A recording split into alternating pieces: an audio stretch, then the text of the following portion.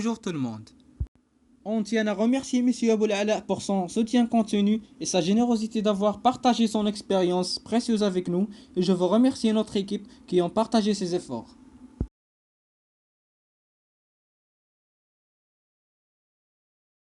Pour réaliser les manipulations, on a besoin des matériels suivants. On va utiliser cette alimentation triphasée de tension composée varie de 0 à 410 volts, plus le neutre. L'ampèremètre est un appareil de mesure capable de mesurer le courant qui circule dans un circuit électrique.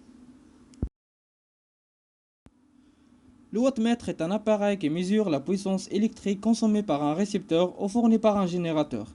Il a deux parties, partie tension et partie courant. Le calibre courant, soit 1 ampère, soit 5 ampères, et calibre tension et dépend de l'installation, monophasé ou triphasé. Le voltmètre est un appareil qui permet de mesurer la tension entre deux points et les deux bornes. Le choix de calibre dépend de la nature de courant, soit alternatif, soit continu.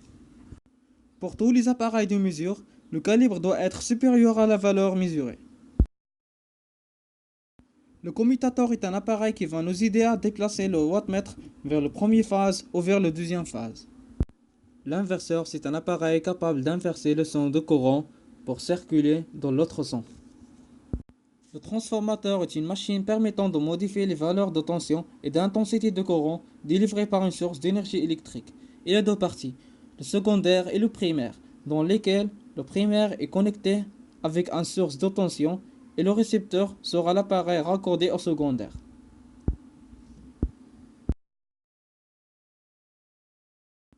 On a deux charges utilisées. Le premier charge est une bobine à noyau de fer triphasé équilibré, symétrie et réglable.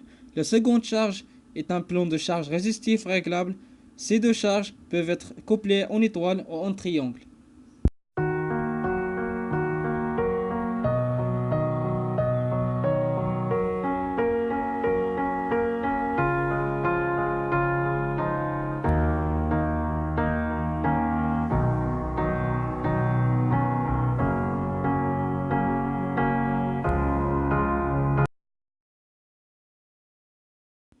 Pour la méthode de 2 wattmètre, on a besoin de 2 wattmètres. Et à l'aide de la commutateur, on va utiliser un seul wattmètre. Le rôle de la commutateur est de déplacer le wattmètre et l'ampèremètre vers la première phase ou vers la deuxième phase. On branche le point milieu de commutateur avec le commun de l'ampèremètre. On met l'ampèremètre et le wattmètre en série. Dans sa position de commutateur, la première phase passe à travers les appareils de mesure et revient sur le point milieu vers la charge. On branche les autres bandes de l'inverseur avec le voltmètre. On branche les points milieu de l'inverseur avec la partie tension de wattmètre, qui a à but d'inverser la tension au bord de wattmètre si la tension est négative.